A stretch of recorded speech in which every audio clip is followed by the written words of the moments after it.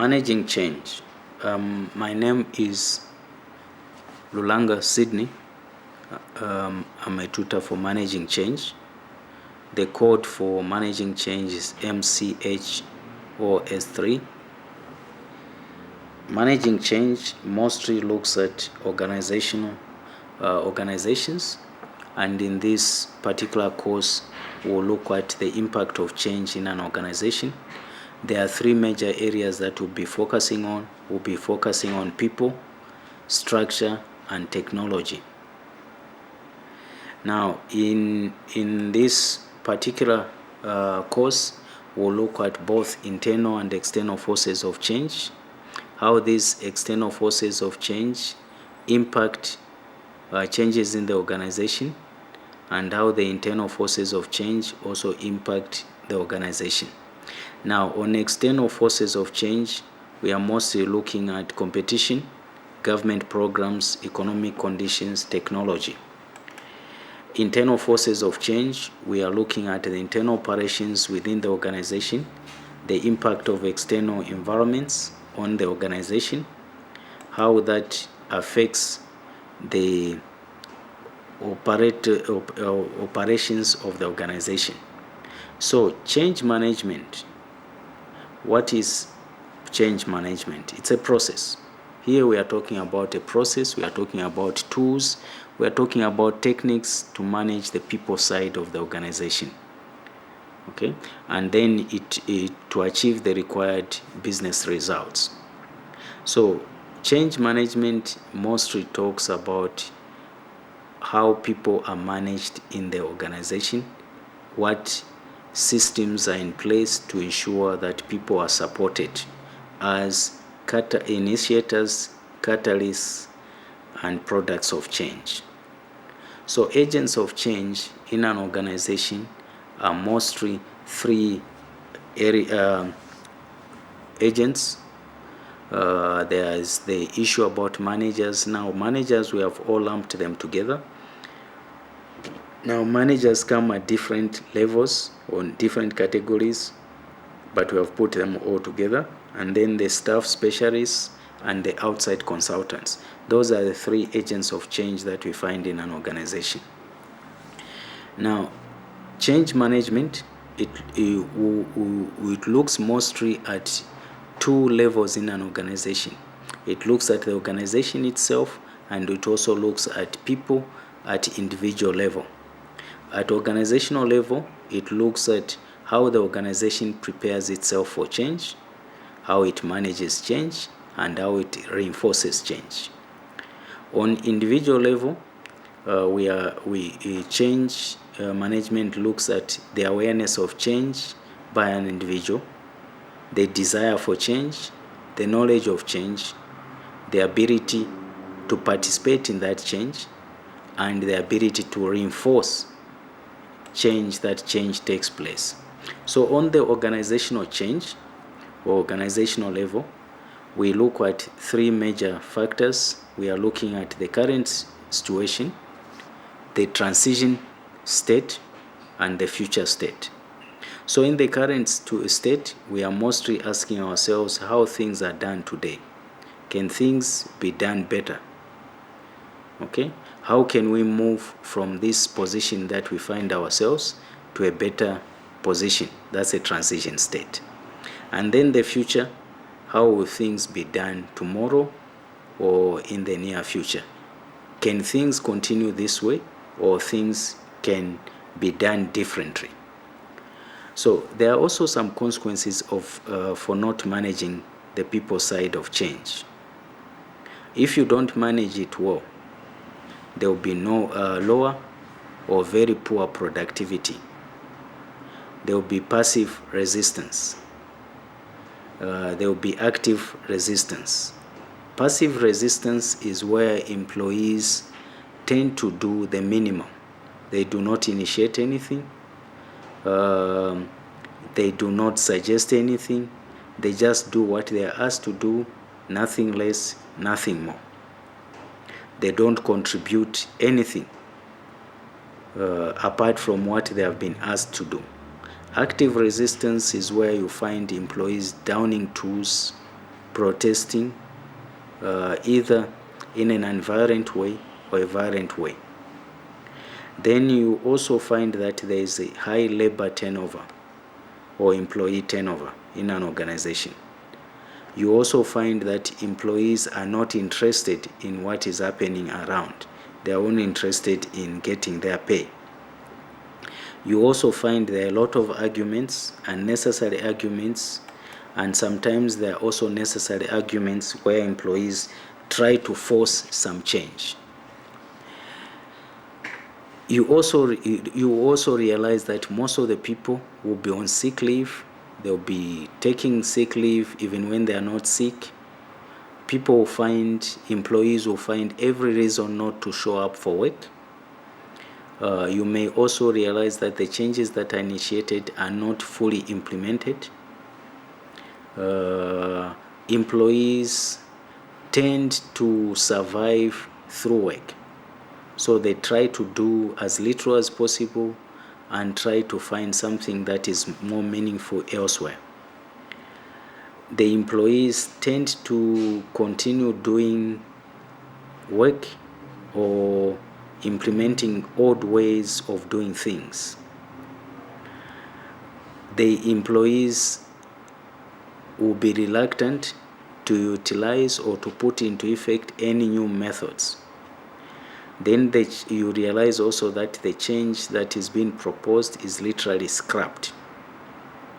And there is also some division between us and them. So employees will be on one side, they will look at management at them. So there will be conflict, whether pronounced or unpronounced, and employees tend to keep away from all kinds of responsibility or doing anything extra. So you realize that in this type of organization, there will be no research, there will be no development. The organization will be identified with a small clique of people. The rest, they do not feel belonging. Now, if this is the case, then there's a way of avoiding it. And the reasons for avoiding such is, apart from what we have just mentioned, is also to realize that there's an increased probability of project success if change is applied. Employees will be managed and their resistance will also be managed. Resistance to change, they'll be brought on board, they will identify with the organization, and if they identify with the organization, they move with the organization and they become more profitable. So there's also a possibility of building change competence in an organization. Then change management perspectives, there are two. There's the individual perspective, which I've talked about, and there's organizational perspective. Individual perspective, individuals tend to understand how one person makes change successfully, the contribution of an individual as part of the team. Organizational perspective, the tools that project managers, teams have to support the people side of change. So there are 5 building blocks of successful change. There's awareness, desire, knowledge, ability, and reinforcement. So first, there should be awareness of the need for change. People need to be aware, people need to participate, people need to be oriented, people need to initiate and be part of the process of introducing change. People should develop an appetite to participate and support this change. People should have the knowledge on how to go about this change. They should have the ability, the capability, the competencies, and the willingness to implement the required skills and behavior concerning change. And then they should be able to sustain, to reinforce this change. So they should be able to sustain change and be able to be, or allow themselves to be part of the change itself. So those 5 building blocks of successful change, of awareness, desire, knowledge, ability, and reinforcement, they help to guide organizational change management plans. They help us to realize the gaps that exist and then the root causes of resistance, and then they help us to develop corrective actions. Organizational change management process, it has 4 major aspects. It should be research-based. Research matters in finding solutions, viable and reliable solutions to problems. So research needs to be carried out. Spontaneity, emotional decisions are not sustainable in an organization. Then there should be holistic. It should be easy to apply. We should be able to quantify it or scalable. So we should be able to tell whether it's effective or not effective. So there are mostly phases that we are going to follow when it comes to change. So the first phase, we need to prepare people for change. We need to prepare people, we need to prepare the organization for change. So what is important in the first phase is to define the change, the management strategy, change management strategy. We need to define it. The second one is to prepare the change management team, and the third one is to develop the sponsorship model. So what are we talking about here? We are saying there should be a proper understanding of the nature of change. There should be some understanding of groups being charged. So the groups should be given roles, and they should understand their terms of reference. They should create the right sponsorship model and cohesion. They should also identify the risks and also develop special tactics on how to sustain this change. The second phase is managing change. In managing change, we say we should develop change management plans, take action and implement plans. Here, what are we talking about? We are talking about the communication plan, sponsor management roadmap, training plan, coaching plan, resistance management plan. The third phase, we are talking about reinforcing change. Here on reinforcing change, what are we talking about? We say we should be able to collect and analyze the feedback that we receive. We should be able to recognize gaps and manage resistance, implement collective actions, and celebrate success. So what are we talking about here? We are talking about compliance audit reports and employee feedback, collective action plans, after action review, and then transition management. So we have looked at those 3 phases. They are important when it comes to change, and we need to take cognizance of them. So who is involved in managing change? Effective change management requires involvement and action by many in the organization. Senior managers, they need to be part of the change. Managers, supervisors, those are operations, they need to be part of change, and then the employees themselves. So literally every employee in the organization, employee and employer, should be part of the process, and other stakeholders that may be. For example, on senior managers, we need to understand, why is this group important? It's important because these are active and visible sponsors. They are the top contributors. They make decisions in the organization. They make strategic decisions in the organization. And therefore, they are the people in the position to give all the support, to give leadership that is needed. So what is the role of this group?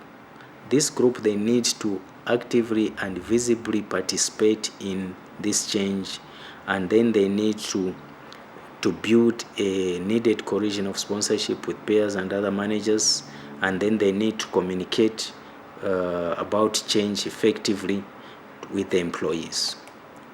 Now, managers and supervisors, these are at operations level. This group mostly is the preferred sender of messages about change. They're always with the other employees. They understand them. They manage by walking around, associating with other employees. and therefore this group has a unique and well-developed relationship with the employees, and therefore when change, they are sent as agents of change, they tend to have more impact on the employees than the other groups. And why is this group important? Because it communicates the personal messages about change with their direct reports, for example. They are team leaders, and therefore their teams will tend to listen to them more. They'll conduct group and individual coaching sessions. They'll identify and analyze and manage resistance to change. They'll be able to give the real picture of what is happening on the ground. Employees. Now, employees tend to make changes, or how mostly they participate in this process because they do their everyday, day-to-day work. They are part of the process, they are part of the organization, they are key to the organization, and therefore their acceptance and use of the solution determines the success of the change itself. And then if they participate fully, the change process will be successful. If they don't, it will be a total failure. The importance of these people is that they seek out information related to the business reasons for change and the personal impact of the change. They provide relevant feedback and the reaction to change, and then the change management efforts.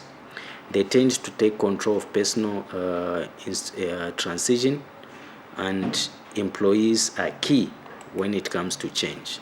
Now, there are a number of change management tools that we need to take note of. There is individual change model, readiness assessment, communication plans, sponsorship roadmaps, coaching plans, training plans, resistance management, and reinforcement. Those are change management tools that need to be put into effect when we want to effect change in a workplace. So how much change is needed? How do you tell I need to change so much, or it's time to change? How far do you go with it? So it depends on the amount of disruption created in the individual day-to-day work and the organization's attributes, like culture.